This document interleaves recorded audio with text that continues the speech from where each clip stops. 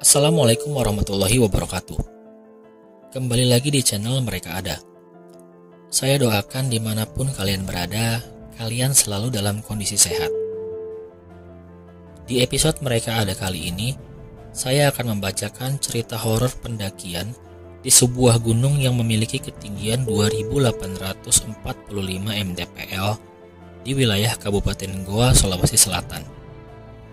Penasaran dengan ceritanya? Mari kita dengarkan bersama-sama.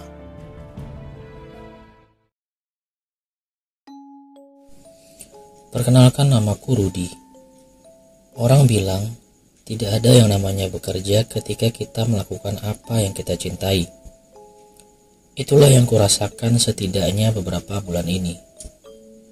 Aku bekerja sebagai tim riset untuk proyek integrasi perusahaan migas di Sulawesi Selatan. Pekerjaanku ini dilakukan untuk mengantisipasi agar tidak ada gangguan untuk keseharian wilayah tinggi di Malino yang masih rimbun akan pepohonan lebat yang meliputi megahnya tinggi Gunung Bawah Karaeng dengan adanya pembangunan perusahaan migas di sana. Tentu pekerjaan sebagai tim riset ini sangat penting untuk dilakukan. Mengingat bila dilirik dari segi ekologis, area Gunung Bawah Karaeng merupakan pilar sumber penyimpanan air atas untuk daerah di bawah yang meluas dari Kabupaten Goa, Bantaeng, Kota Makassar, sampai Sinjai. Hari Senin pagi itu, aku dan 2 orang asisten tim riset berencana untuk melakukan survei ke atas. Tim riset kami membuat petakan-petakan khusus satu sama lain untuk disurvei. Aku mendapatkan zona atas Bawah Karaeng bersama 2 orang asisten. Aku tidak mempermasalahkan hal itu, karena pada dasarnya aku adalah seorang rimbawan yang menyukai kegiatan hiking. Dulu, ketika aku masih mengenyam studi di UII Yogyakarta, aku pernah ikut serta dalam kegiatan Mapala UII di sana. Dan aku cukup percaya diri bahwa aku masih kuat untuk menempuh perjalanan menaiki Gunung Bawah Karaeng kali ini. Kami berencana akan mendaki sampai summit ke-7, Puncak Lompo Batang. Sebenarnya ada sekitar 10 puncak ketinggian. Namun setelah pendakian puncak ke-7, memiliki medan yang cukup terjal dan sulit.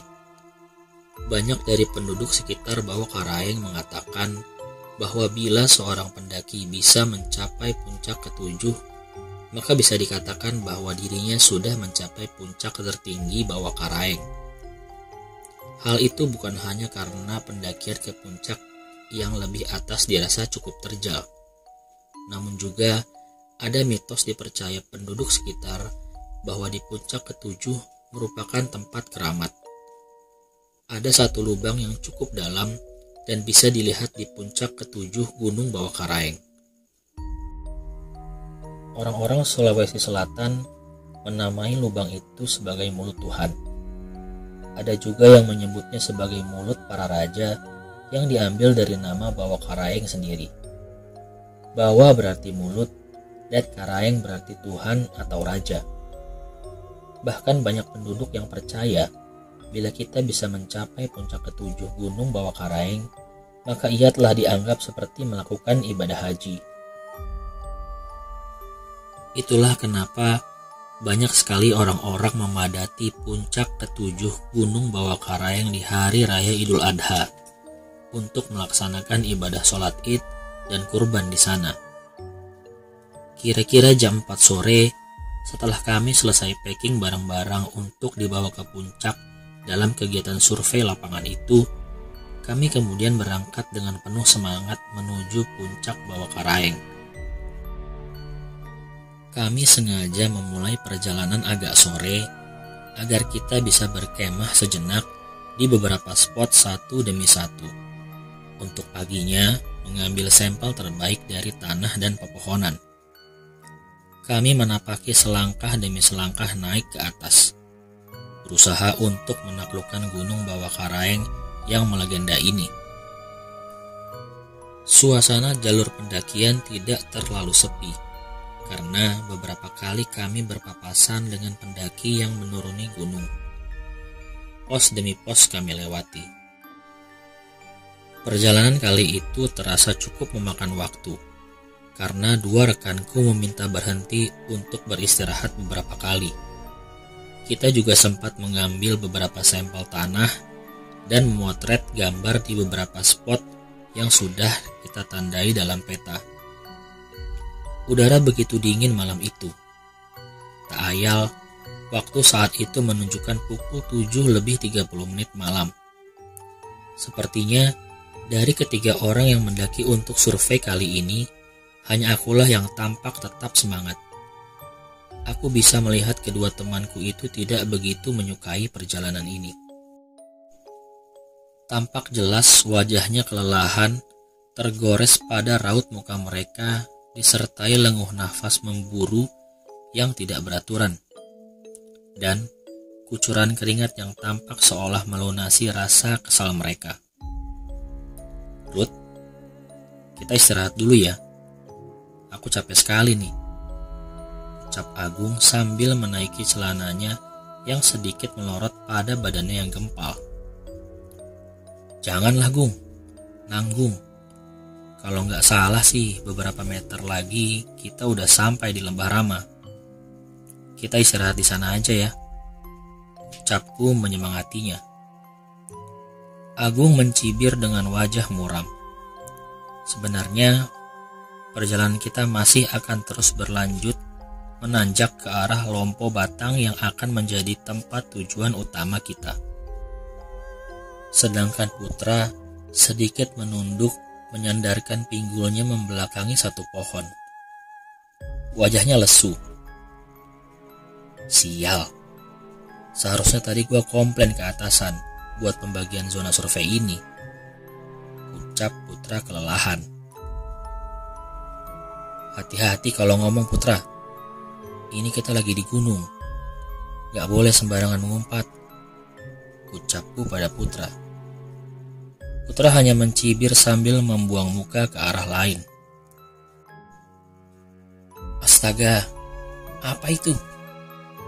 Agung tiba-tiba berteriak mengagetkan kami. Ada sesosok orang yang sedang berjalan di antara semak-semak di jalur depan kami. Kami bergidik ketakutan.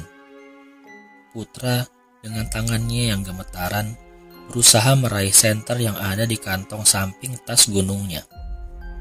Menyalakannya, kemudian mengarahkan cahaya senternya ke arah sosok tersebut. Aku menyisir rambutku sekali dengan jari-jariku. Kemudian memberi sedikit sikutan pada perut gempal Agung agar cengkraman kuat tangannya yang sedari tadi memegang bahuku terlepas. Itu orang Gung. Lepasin di tangan. Tangkisku pada Agung sembari menyikut-nyikut perutnya. Anjir, gue kira apaan? Ternyata cuman orang. Pendaki juga ya? Ayolah kita samperin, kata Putra sambil masih tidak bisa menahan umpatan-umpatan khas miliknya. Aku cuman mengangguk pelan. Sepertinya memang tidak ada harapan lagi untuk menghentikan kata-kata kotor yang sudah jadi kebiasaan orang ini, pikirku dalam hati. Kami mendekati sosok yang berdiri di balik semak tersebut dan menemui satu sosok kakek-kakek yang ternyata adalah juru kunci dari daerah itu. Beliau bernama Tata Mandong. Tampak dia sedang menarik satu kambing dengan tali di tangannya. Beliau sangat ramah ketika bertemu dengan kami, menanyakan apakah kami tersesat, kemana tujuan kami, dan banyak lagi. Kemunculan beliau di antara semak-semak beberapa waktu yang lalu memang sempat mengagetkan kami. Ternyata beliau sedang mencari satu ternak titipan penduduk yang hilang entah kemana. Setelah menemukan kambing itu, dia dalam perjalanan pulang berpapasan dengan kami.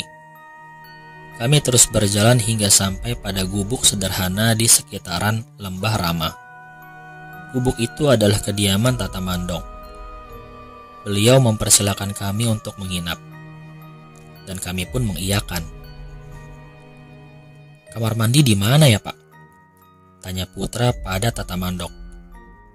Dia tersenyum, mungkin karena merasa lucu ketika mendengar orang bertanya di mana kamar mandi ketika sedang mendaki. "Di gunung itu nggak ada WC, bro. Semak-semak lah kalau mau store," kata Agung sambil tertawa.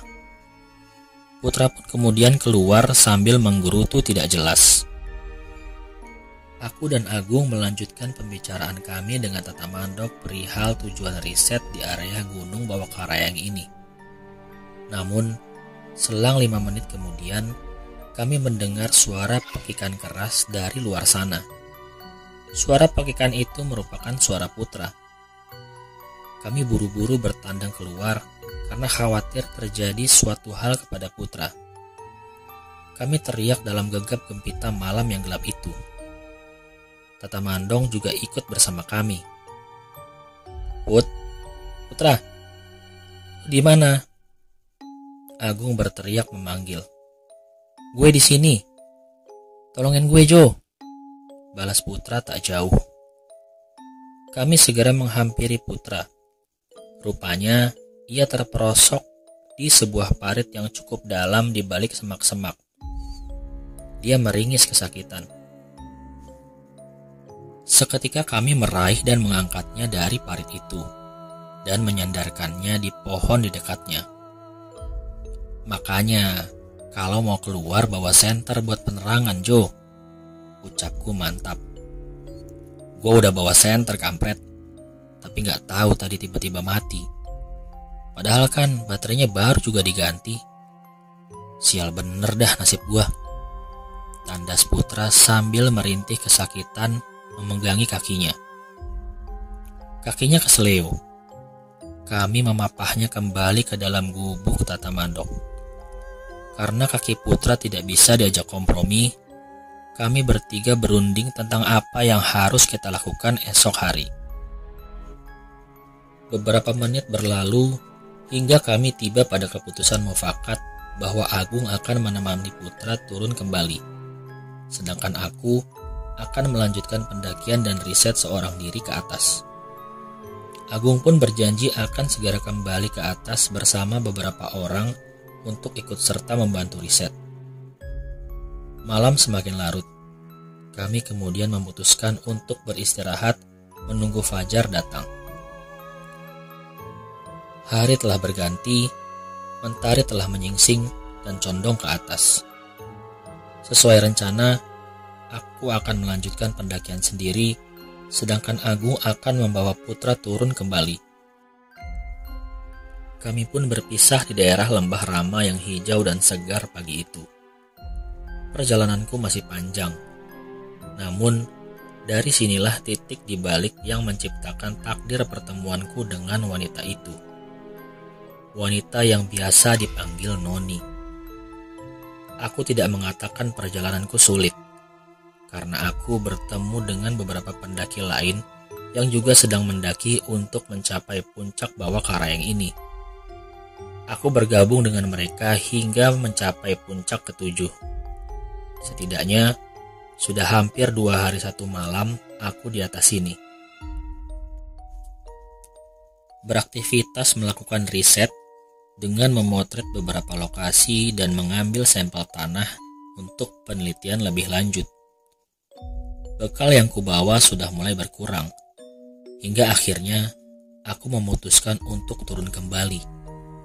Terlebih, aku tidak cukup yakin Agung akan menyusulku ke atas bersama beberapa orang. Bahan-bahan riset yang kukumpulkan terbilang sudah cukup. Setidaknya, sekitar pukul 11 siang aku mulai berkemas dan kembali menuruni jalur pendakian yang telah kulalui. Di perjalanan turun, aku berpapasan dengan beberapa pendaki yang hendak naik.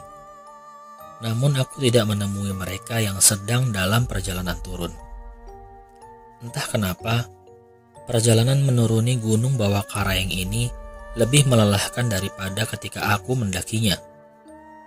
Namun, Karena aku khawatir pada malam, aku terus memaksakan diri untuk turun tanpa istirahat sejenak pun, dari pos 10 sampai pos 5. Sesampainya di pos 5, aku beristirahat sejenak, karena mataku terasa berkunang-kunang. Setelah dirasa cukup beristirahat, aku terus memaksakan diri untuk terus turun, karena matahari sudah mulai tenggelam di ufuk barat. Terus berjalan tanpa henti sampai di penghujung pos 3. Dada ini sesak tiada ampun. Nafasku menderu bagaikan rerumputan diterpa angin. Aku bisa mendengar degup jantungku saat ini. Persis seperti ketika aku menyaksikan festival marching band. Malam telah larut. Kusandarkan badanku pada satu pohon tak berdaun di sisi pos 3 waktu itu. Hanya kumpulan serangga-serangga terbang di sekelilingku yang meramaikan malam itu. Bagaikan diorama-diorama yang tak beraturan. Mataku layu. Sedikit demi sedikit mereka terpejam. Hingga aku terlelap dalam buai pawana yang hening malam itu. Sampai aku terjaga kembali oleh suatu suara lembut yang memecah keheningan malam. Apa yang kau lakukan di sini? Ada suara lirih mengusik rebahanku. Sepintas ku dengar dengan seksama. Ya, itu suara seorang wanita. Kulihat seorang wanita cantik dengan sweater hangat putih berenda. Tanganku mengais-ngais dedaunan untuk bangun. Mungkin aku ketiduran terlalu lama. Karena aku terlalu lelah berjalan tanpa henti dari pos 10 hingga pos 3 ini. Jawabku perlahan sembari mengumpulkan sisa-sisa kesadaranku. Ini aku ada air, ambil saja, ucap wanita cantik itu. Aku tidak menolaknya karena memang persediaan air yang kuambil di dekat tugu triangulasi di atas tadi sudah menipis. Aku berterima kasih kepadanya. Kebetulan aku juga hendak istirahat sebentar di sini. Mau makan mie? Aku masih ada beberapa kalau kau mau, ungkap wanita itu. Wanita itu sangat ramah dan baik. Tidak cukup dia hanya memberiku bekal minuman yang dimilikinya, dia juga memasakkanku satu porsi mie rebus untuk kumakan bersamanya. Usut punya usut, dia juga hendak turun. Bahkan, seusai makan, dia mengajakku untuk melanjutkan perjalanan turunnya denganku bersama-sama. Tentu aku tidak menolaknya. Bukankah lebih baik untuk menuruni jalur terjal gunung bawah karang ini bersama-sama daripada sendirian? Pikirku saat itu. Aku tidak memiliki pikiran-pikiran aneh seperti cewek macam apa yang hiking sendirian dan menuruni gunung malam-malam seperti ini seorang diri. Karena nyatanya, banyak sekali para wanita tangguh yang berani di antara para pendaki. Karena malam sudah sangat larut, terpaksa perjalanan turun gunung bawah Karaeng waktu itu sangat lambat. Kami hanya memiliki satu senter sebagai sumber penerangan menyusuri jalan waktu itu. Namun, entah kenapa wanita yang menemaniku saat itu seolah sudah sangat familiar dengan jalur itu. Beberapa kali dia berkata, "Hati-hati, di sebelah situ jalannya agak licin. Awas, jalannya agak curam di situ." Dan lain sebagainya. Beberapa kali kami juga bahu-membahu untuk turun, saling menggapai tangan, membantu satu sama lain. Namun, ada satu hal yang janggal di sini. Setiap kali ku gapai tangan wanita itu, tangannya terasa sangat dingin. Aku sempat bertanya kepadanya, "Tangan kamu kok dingin banget sih? Kedinginan ya? Mau pakai jaket tambahan lagi nggak? Aku ada nih dalam tas," ungkapku. Namun dia menolak sembari tersenyum kecil. Kami terus turun selangkah demi selangkah dengan hati-hati hingga sampai di dekat pemukiman warga. Semilir angin berhembus cukup kencang menusuk ruas-ruas badan kami waktu itu. Kami menghela napas panjang dan lega, sudah berhasil keluar dari belantara gelap yang berjelaga bersama gelap malam kala itu. Namun, mendadak beberapa anjing di dekat pemukiman warga seketika menjadi resah dan menggonggong entah karena apa. Namun aku tidak menggubris akan hal itu. Yang aku tahu, aku berhasil turun gunung bawah Karaeng ini. Ketika kami sampai pada rumah pertama di pemukiman warga, wanita itu pamit untuk bermalam sejenak di rumah itu. Sedangkan aku ingin melanjutkan lebih jauh menuju desa Lembana. Kami pun berpisah di sana. Aku berterima kasih sembari menjabat tangan dingin wanita itu. Dia pun mulai beranjak pergi. "Hei, tunggu. Siapa namamu?" Tanyaku menahan langkah-langkah kakinya yang menjauh pergi. Wanita itu berpaling sejenak, kemudian tersenyum sambil berkata, "Panggil saja Noni," jawabnya ramah. Aku kemudian melanjutkan perjalananku menuju desa Lembana yang tidak jauh dari tempatku. Dan aku pun berpisah dengan wanita yang bernama Noni itu. Aku memutuskan untuk mengetuk rumah warga di dekat situ untuk meminta izin menginap. Mataku tak sanggup untuk terpejam, entah karena perasaan lega atau rasa semangat untuk menyambut pagi yang semakin dekat. Pagi pun tiba. "Silakan Mas diminum dan dinikmati hidangannya," ucap pemilik rumah yang kusinggahi waktu itu. Bapak yang memiliki badan cukup tegap itu meletakkan nampan yang di atasnya tersaji 2 gelas kopi hangat dan beberapa cemilan. Aku tersenyum mengisyaratkan rasa terima kasih. Bapak itu menawarkan kepadaku untuk beristirahat di rumahnya barang sebentar lagi, sebelum melanjutkan perjalanan kembali ke kota Makassar. Aku menolaknya dengan halus. Kami berbincang tentang banyak hal pagi itu, tentang pekerjaan dan kehidupan, membuat pagi itu terasa istimewa. Hingga sampailah ketika aku menceritakan pertemuanku dengan wanita itu. Sejenak bapak itu terdiam dengan ekspresi biasa. Tak tampak satu kekaguman apapun di wajahnya. Kemudian dia bertanya kepadaku, "Apakah Mas bertanya siapa namanya?" ucap bapak itu. "Iya Pak, dia mengatakan bahwa orang-orang memanggilnya Noni," jawabku dengan tegas. Bapak itu kemudian tersenyum. Senyum yang menyiratkan kewajaran.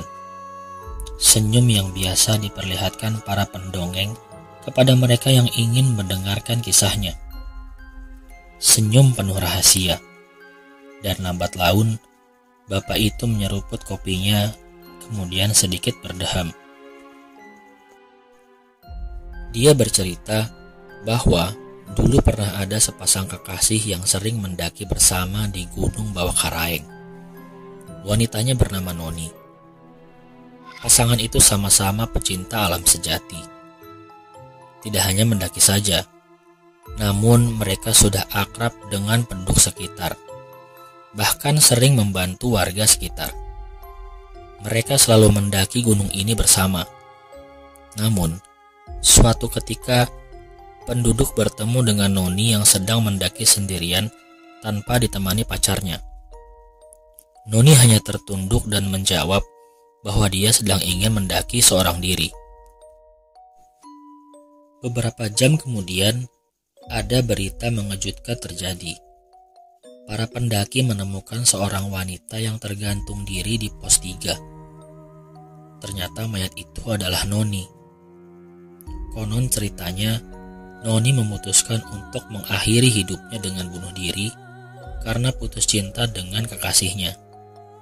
Ada pula yang mengatakan bahwa kekasihnya meninggal dunia sehingga Noni putus asa, dan ada beberapa versi lainnya.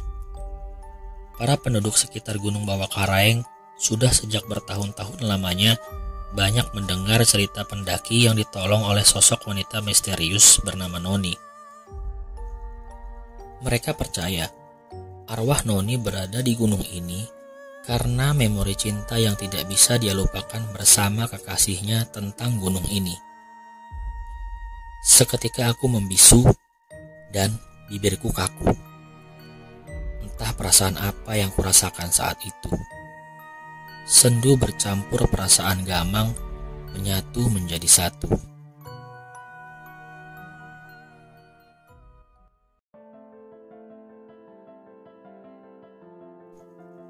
Demikian episode Mereka Ada kali ini.